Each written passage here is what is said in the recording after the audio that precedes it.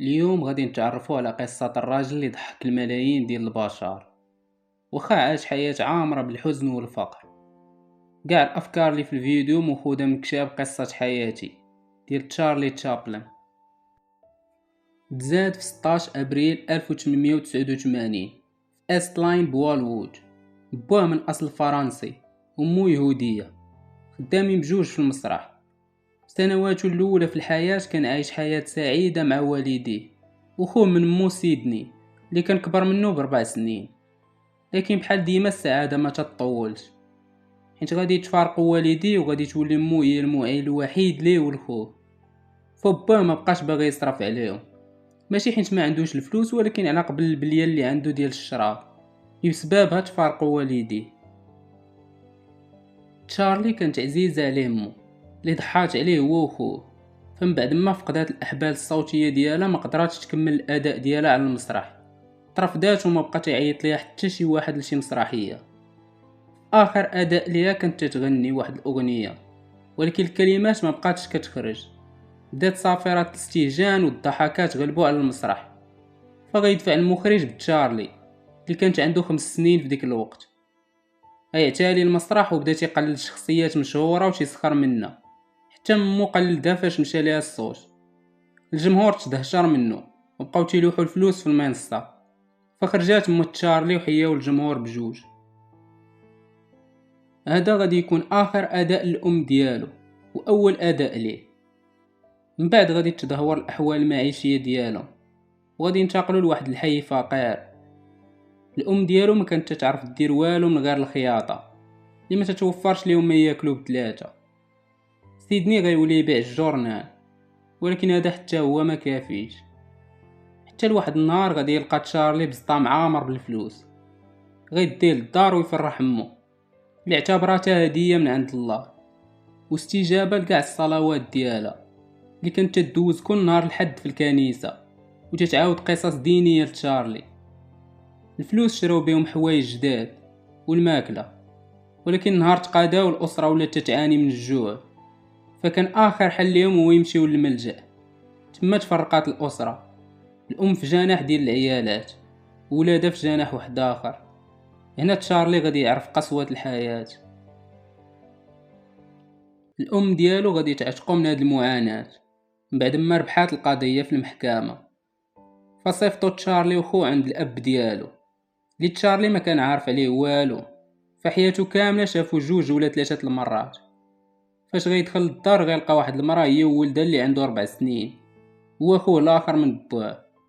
وعلى اي حال تشارلي في هاد المدة ما عمره هضر معاه وما كانش مرتاح في العيش معاهم. فمرات بوه ما كانش تتحمل سيدني وكانت مبليه حتى هي بالشراب. في واحد النهار غادي تجي سكرانه وما غاديش تخلي تشارلي يدخل للدار، وغيدوز الليله تقريبا في الزنقه حتى غادي يرجع بوه اللي سكران حتى هو عاد غيدخلو. هاد القضيه اللي غادي توصل للبوليس اللي غادي يرجعوهم عند مون اللي خرجات من الملجأ وكانت بصحه مزيانه. تشارلي كان تيشوف المدرسة تتفتح ليه بيبان جديدة فحال التاريخ والشعر والعلم، ولكن بمواضيع تتجيب ليه الملل. فالتاريخ اللي هو غير عنف وفساد وسلسلة متعاقبة من الملوك كانوا تيقتلوا عيالاتهم وخوتهم. الجغرافيا غير خرائط، اما الشعر فهو غير رياضة للذاكرة. وهذا اللي خلى تشارلي ميدياش في القراية، فغيدخلوا بوه لواحد الفرقة ديال الشطيح اللي غادي يبقى يدير معاهم عروض. تما غادي يبدا يتعرف على ميولو لاضحاك الناس. غيجرب العاب الخفه ولكن غيجيبها في عظامو. غيجرب يدير كلون ولكن ما صدقاتش. وهنا غيبدا يحلم يولي كوميدي هو واحد صاحبه. تشارلي غيحصل على واحد الدور صغير في واحد المسرحيه، لكن فاش غادي يجي يقولو غادي تخرج الكلمات بصوت ضعيف والجمهور غادي يبداو يضربوا برجليهم على الارض كاعتراض عليه. تشارلي اللي كان تيشوف مو غير في الويكاند غادي تلاحظ عليه بلي ولا رقيق وتيعاني من سوء التنفس، فكانت شاكه بلي فيه السل. داكشي علاش داتو للطبيب، لكن لقاو عنده الضيقه اللي غدوزها عليه وغتخليه في شي اوقات يفكر يرمي راسو من الشرجم. في هذا الوقت كانت الام ديالو رجعت للخياطه وسيدني تيفرق الجورنال. من بعد ما برات شارلي بدا حتى هو تيعاونو، خدم في بزاف ديال الخدامي في الريسبسيون في واحد السبيطار ومع العطارة وحتى في المطبعة، وخدا بلاصة خوه اللي لقى خدمة في البحر. هنا سيدني غادي يغادر الأسرة الأسابيع بلا حتى خبار عليه، وفي هذا الوقت تشارلي وامو كانوا يعانيو من الجوع وهما مخلصينش الكرا، واخا حاولوا ولكن محاولتهم ما كافياش. هذا اللي غيخلي مو تشارلي اللي بدا تيشد فيها الحماق فيديوها الجيران للسبيطار. من تما بقى تشارلي بوحدو وبدا تيحس بالوحده اللي ما عمر حس بها في حياته. ما لقى حتى واحد يهضر معاه، والبيت اللي كانوا ساكنين فيه كان تيدخل ليه مخبي باش ما تسولوش مولا الدار على الكرا ولا دير الملجأ. في واحد الصباح حصلاتو وعيطات ليه، كانت النية ديالو يهرب لكن ما قدرش. فاش وصل عندها عطاتو رسالة اللي كانت من عند خوه اللي كان تيعلمهم بلي راه وصل وغيرجع للدار في ديك السيمانة. منين وصل سيدني تحلوا المشاكل ديال تشارلي مع الماكلة والمبيت، وهذا اللي خلاه يرجع يفكر في الحلم ديالو. تاشي ترشح في وكالة بلاكمور مسرحية.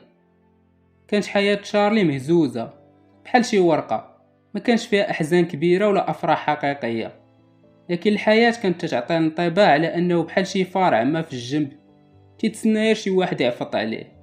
تشبيه يقدر ينطبق علينا كاملين، غير كاين شي ناس تيطلع عليهم الزهر بحال تشارلي اللي غيتقبل اداء دورين في مسرحيتين، ومن بعد مدة ديال التدريب قدر يتعلم اشياء جديدة. ونهار الاداء قدم مستوى واعر، وكتر من هذا الاداء ديالو هو اللي خلى الناس والنقاد يتفكروا هذه المسرحية. من بعدها جا دوره في مسرحية شارلوك هولمز اللي دخل معاه خوه في المسرحية بدور صغير. مسرحية لاقات نجاح واقبال كبير، وبداو تيديروا رحلات تيعرضوا مسرحيتهم في كل مدينة. تحسنات الأوضاع المادية لتشارلي بشكل كبير، كان في ديك الوقت في المراهقة ما بين 16 و 18 عام، دوز الكارو والشراب والبنات. لكن البنت الوحيدة اللي كانت دايرة التفكير ديالو هي هيتي كيلي. وخا أن تشارلي تزوج 3 المرات، لكن هيتي هي اللي كانت لاصقة ليه في دماغه، وهذا اللي يقدر يفسرو زواجه الرابع اللي كان مرا صغيرة عليه. كان هو في ديك الوقت عنده 54 عام وهي عندها 18 عام، وقال كانت تتفكروا في هيتي. وهذا الزواج يمكن لينا نعتبروه ناجح مقارنة بثلاثة اللي سبقوه اللي تكلل ب8 ديال الأولاد. أم تشارلي ماتت في المصحة بعد 9 سنين، لكن ماتت مرتاحة. ففي ديك السنين الأخيرة كانت الشهرة ديال ولادها والثروة ديالهم كتر ما تتصور. تجلى الحب عند تشارلي في خدمته، عطى كل ما بجهدو لهاد الخدمة، كان تيحط فيها الجهد الكبير من طاقته. فهو تأكد أن الحب ما كانش تيلقى طريق باش يدخل لحياته إلا في أوقات الفراغ التام. أما الشهرة اللي كان تيطمح ليها فمنين وصل ليها أحس بالتناقض الكبير. كان تيعجبو داك الحماس ديال الناس عليه ولا الأدوار ديالو، ولكن في وسط من الناس كان تيحس بالوحدة. أما على الفقر فعنده نظرة قوية، حيث تيشوف الثروة تجيب معها الحرية. أما بالنسبة للفقر فتيقول لم أجد الفقر مغريا ولا وجدته موجبا للعبرة، وهو لم يعلمني غير تشويه القيم والمغالاة في تقدير فضائل الطبقات الغنية والمزعوم أنها راقية. وخا أن تشارلي كان ملحد فهو ماشي عديم الإيمان، بل تعتبر الإيمان عنصر رائد في كل أفكارنا. بلا بيه ما كناش نقدروا نوصلوا لنظريات أو علوم. لكن باش تيآمن تشابلن كان تيآمن بالمجهول، أي حاجة غير قادرين أننا نفهموها وتجينا أنها معقدة فهي أمور بسيطة في أبعاد وحدة أخرى. وتيآمن بإدراكات خارج نطاق الوعي، شي حاجة بحال الحاسة السادسة بحال الحدس اللي تتخليه يقوم بأمور ما تيوصلش ليها العقل. كل شيء تعرف موقف فرويد ونظرياته على الحياة الجنسية وتأثيرها على السلوك الشخصي. لكن تشارلي تعارض هذا الموقف وتيقول من شأن البرد والجوع الناتج عن الفقر أن تؤثر أكثر على النفسيات. تشارلي ما كانش مرتبط بدولة معينة، وخد زاد وعاش طفولته في بريطانيا، من بعد منها انتقل لأمريكان اللي تشهر فيها، وخا تعرض تما لمشاكل سياسية بسبب أفكاره واتهموه بالشيوعية ونفاوه من أمريكان، ومشى عاش في سويسرا حتى مات. كان تعتبر راسو مواطن عالمي. تشارلي تشابلن الممثل المخرج المنتج والملحن والموزع، أشهر فنان كوميدي في القرن 20. اللي انطلقت أفلامه الصامتة مع بداية السينما ولقات إقبال كبير، وحتى من بعد تطور السينما وظهور الصوت رفض يدخلو في أعماله.